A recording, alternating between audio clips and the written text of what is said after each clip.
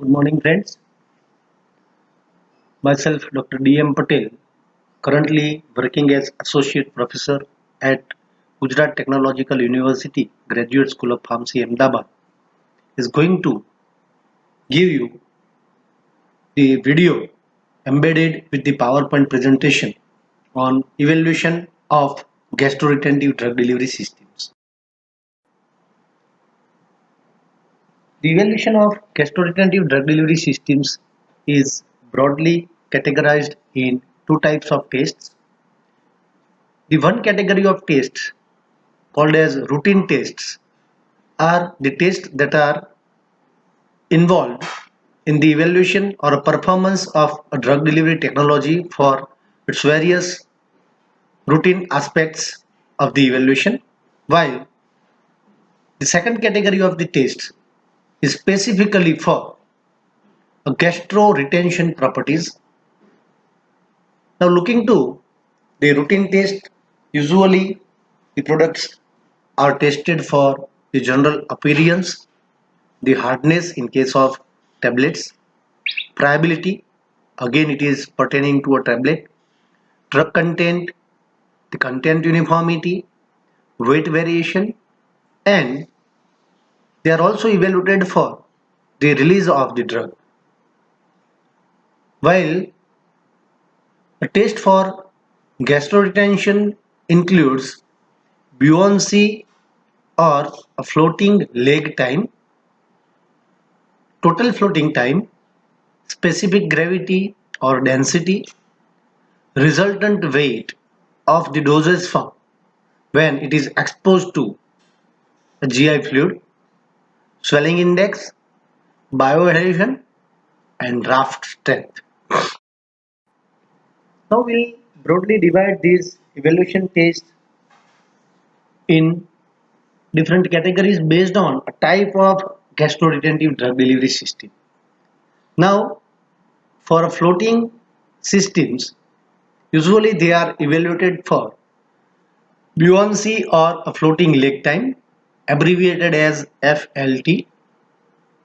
It is determined in order to assess the time taken by the dosage form to float on the top of the dissolution media after it is placed in the medium.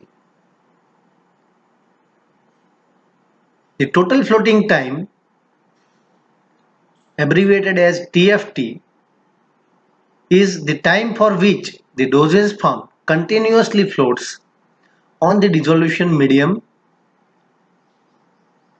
is termed as a total floating time. These tests are usually performed in simulated gastric fluid that is maintained at 37 degrees Celsius, which is usually considered to be a temperature of the human body. These tests can be performed as a part of dissolution test. So they are simultaneously carried out along with a dissolution test where we can monitor a dosage form for the floating leg time as well as a total floating time. Specific gravity or density can be determined by a displacement method using solvents like benzene or hexane as a displacement medium in which the material is not soluble or insoluble. Resultant weight of a dosage form is only a single determination of density is not sufficient to describe the buoyancy because density changes with change in resultant weight as a function of time. And that's why instead of measuring density, a resultant weight is more preferred measurement. For example, a matrix tablet with bicarbonate and a matrixing polymer floats initially by gas generation, but after some time, some drug is released and simultaneously some outer part of matrixing polymer may erode out, leading to change in resultant weight of the dosage form. The magnitude and the direction of a force or a resultant weight, either it may be upward or downward, is corresponding to its buoyancy force and the gravitational force acting on the dosage form. And usually it is a difference between the buoyancy force and a gravitational force, and can be calculated by the equation F is equal to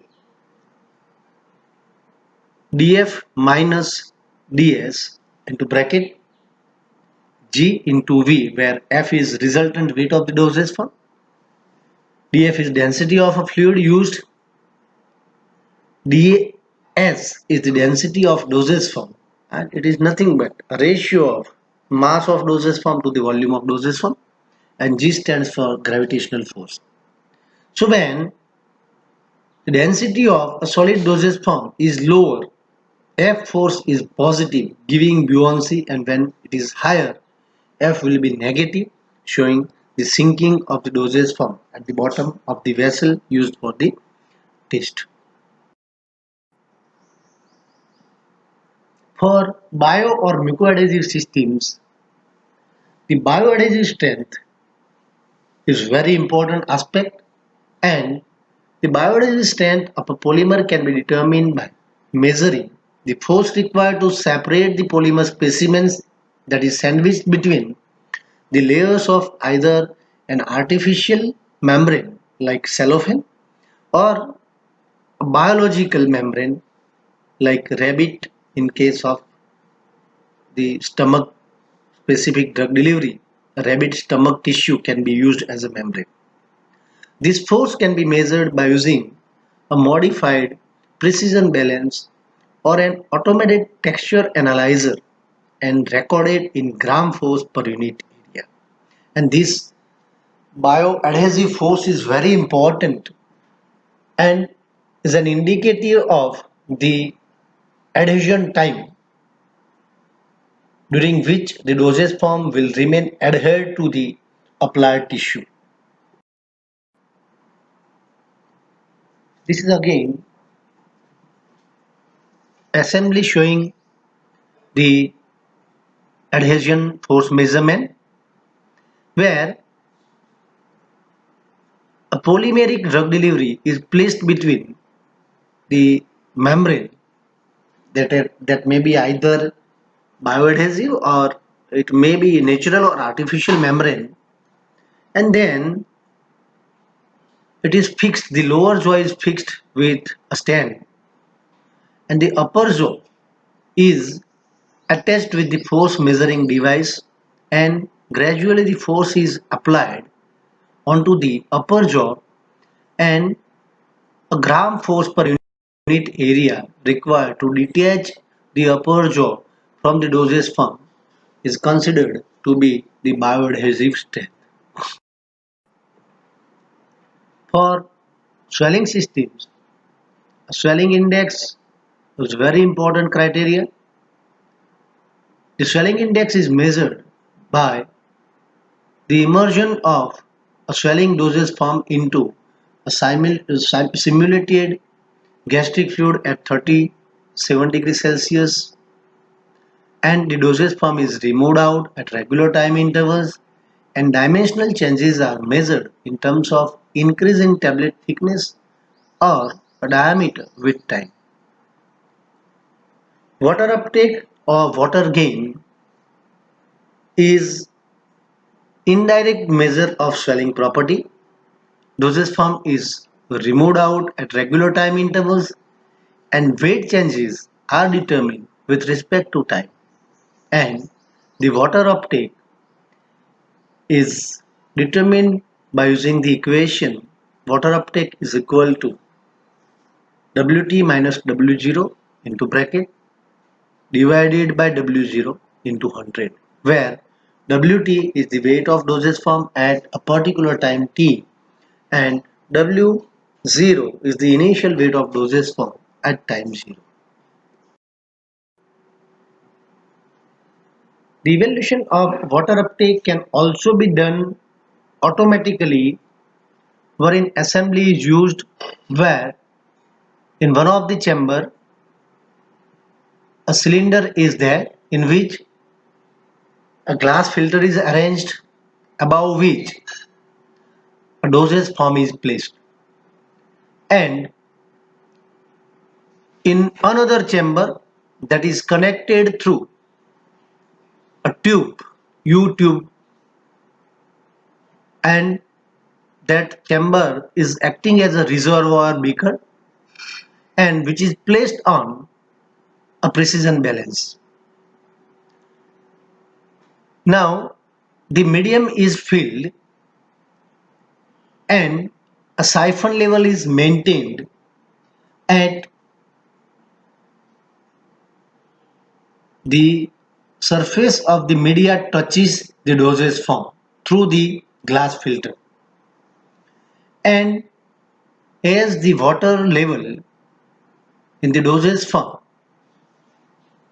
is increasing, means a dosage form take up the water, the level of the water will decrease into the lower part, and thereby equivalent amount of water will come out from the reservoir beaker into the chamber containing the plexiglass cylinder, and that change in the weight will be recorded into the reservoir beaker, and that will be equivalent to the water uptake by the dosage form. For raft forming systems, a raft strength measurement is very important.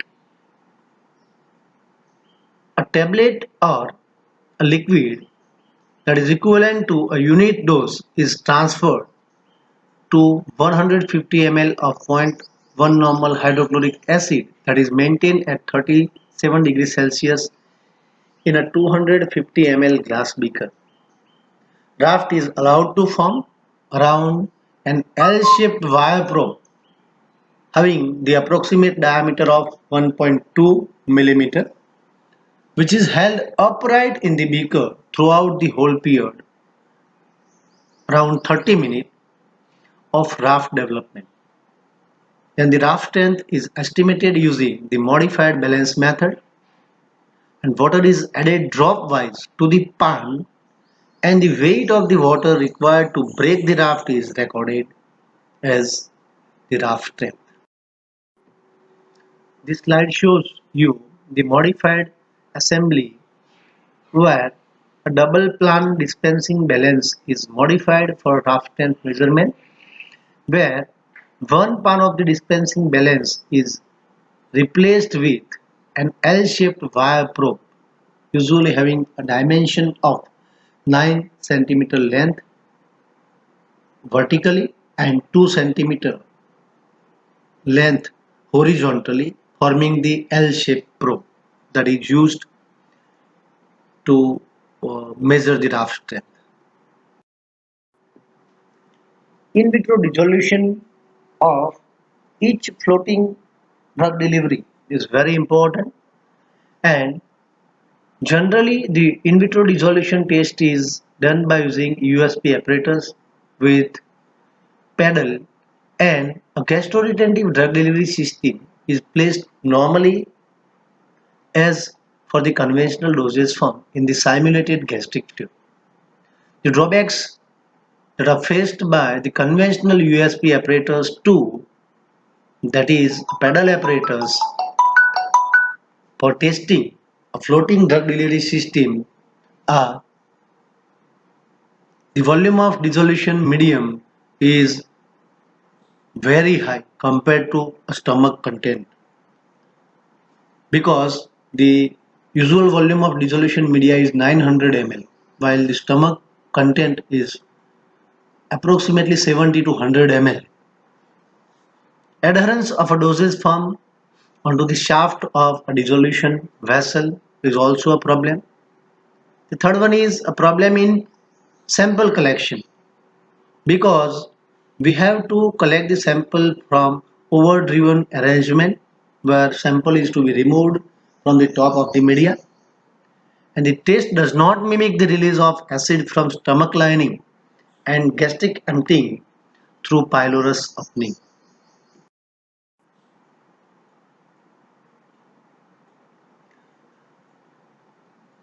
Sometimes, as the vessel is large and pedals are at bottom, there is much lesser pedal force acting on floating dosage form, which generally floats on the surface of the media. As a floating dosage form does not rotate, may not give a proper and reproducible results. Similar problems occur with swellable dosage form also, as they are hydrogel, they may stick to surface of the vessel or pedal and give non-reproducible results. In order to prevent such problems, various types of modifications in dissolution assembly made are suggested. The first approach is to prevent sticking at a vessel or pedal and to improve movement of dosage form. Method suggested is to keep the pedal at surface and not too deep inside the dissolution media, which is explained in this figure. The second approach is floating unit can be made fully submerged by attaching some small loose non-reactive material such as few tons of wire helix around the dosage pump. And that's why the dosage pump will be maintained within the dissolution media. However, these methods A and B can inhibit three-dimensional swelling of some dosage form and also affects the drug release from the dosage form. That's why the other modification is to make a floating unit fully submerged under ring or mesh assembly and pedal it just over the ring that gives better force for movement of the unit. Another method suggested is to place a dosage pump between two rings or a meshes. However, all these approaches can inhibit a three-dimensional swelling of some dosage form and also affects the drug release. And that's why the another method suggested is the change in dissolution vessel that is intended at some above place from bottom and mesh is placed on indicated protrusions giving more area for the movement of the dosage form.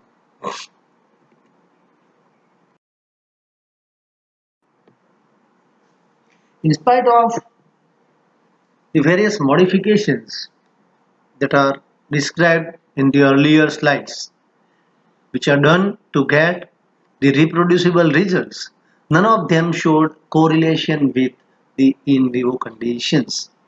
So that the test apparatus called Rosette-Rice test was proposed by Rosette and Rice.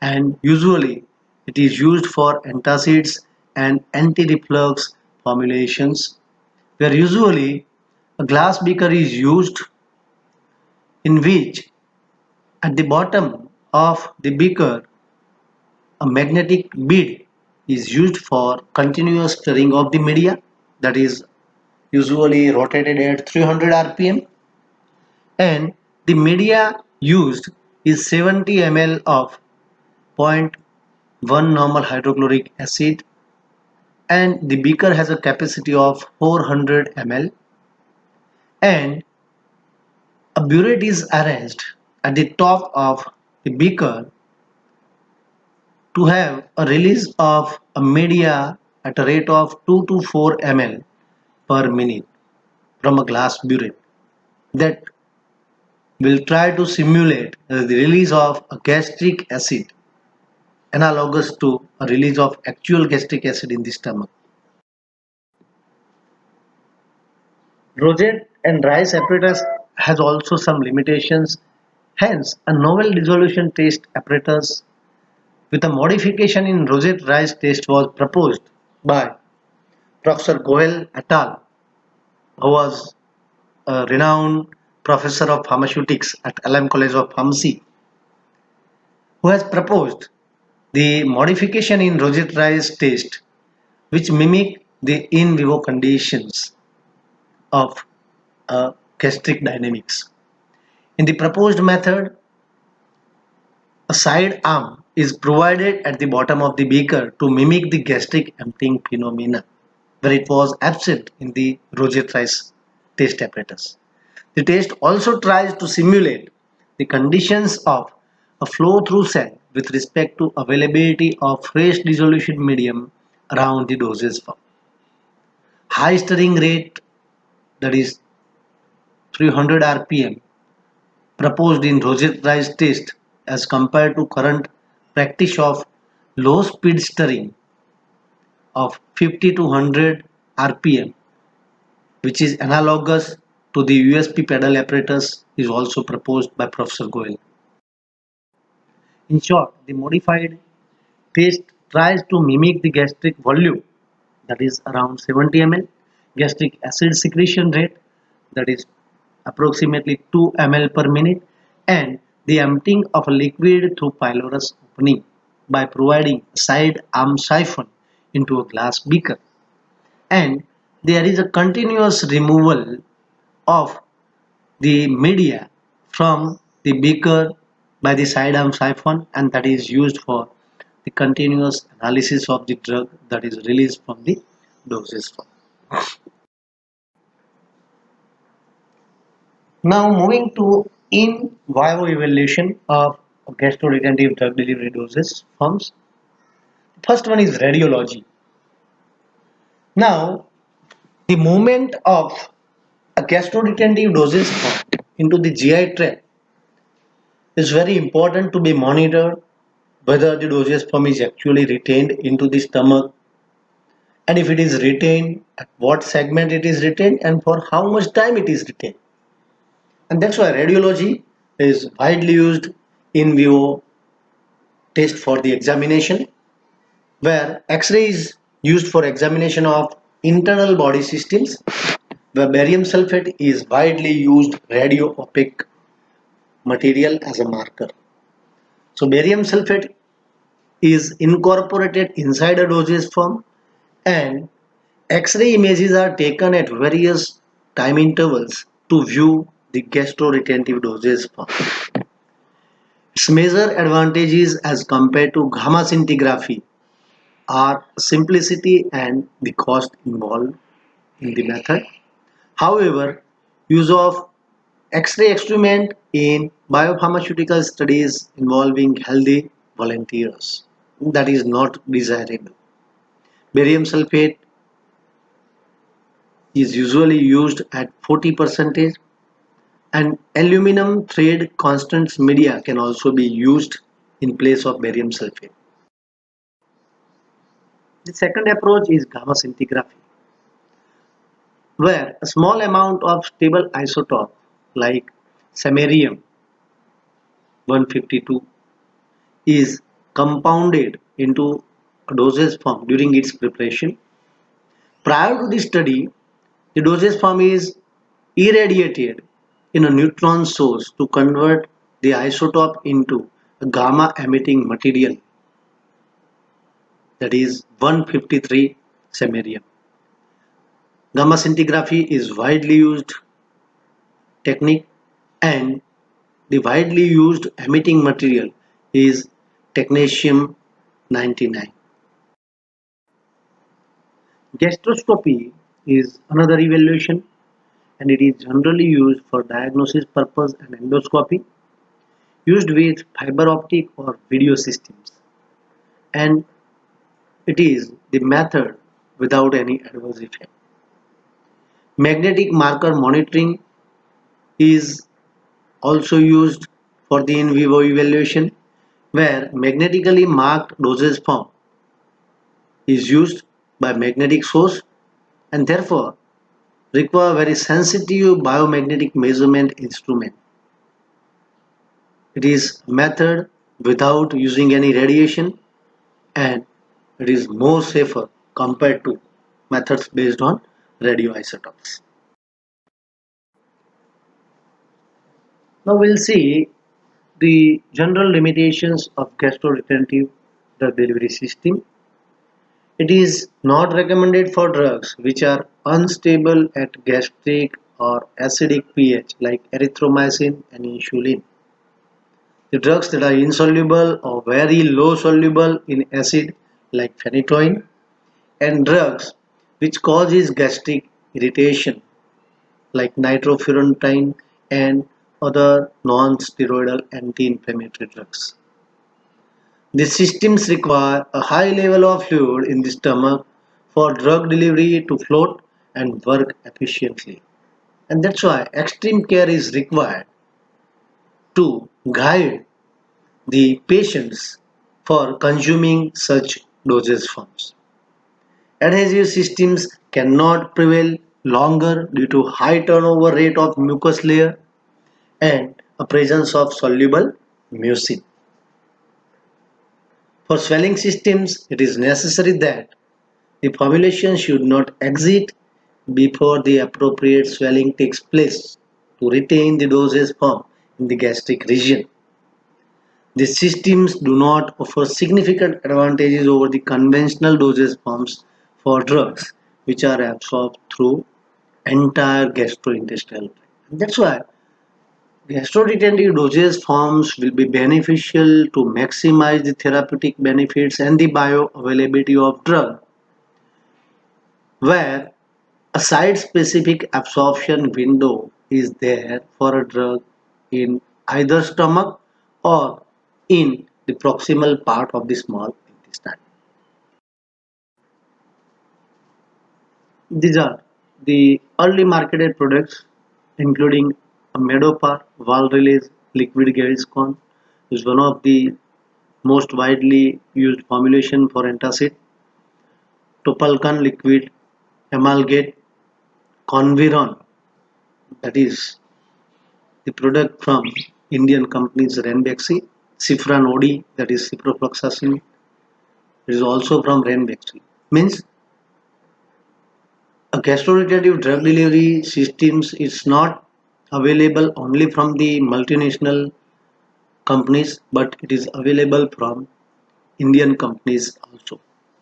Specifically looking to the Conviron ferrous sulfate, the common drawback of conventional ferrous sulfate tablets is constipation, and when it is delivered in a gastroretentive drug delivery system, it maximizes the absorption of iron from the stomach and also minimize the adverse effects that is associated, that is constipation, because the constipation is usually caused because of the unabsorbed ferrous that is reaching to the lower part of the intestine, and that leads to constipation.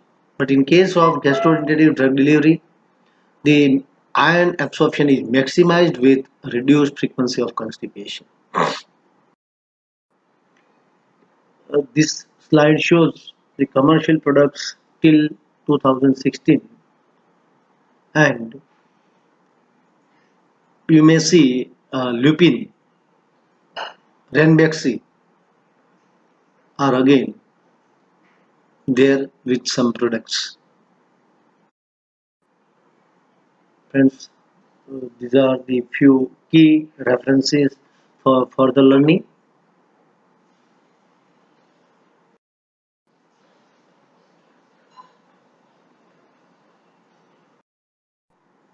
Thank you very much to all for your patient listening and a wonderful learning in the pandemics of COVID-19.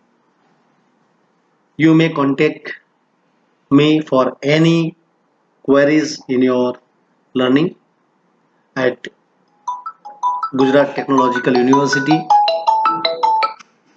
and my mail ID is associate_dm patel at gtu.edu.in. You may also contact me at any time on my mobile, that is 94263 Once again, thank you all for your patient learning and listening.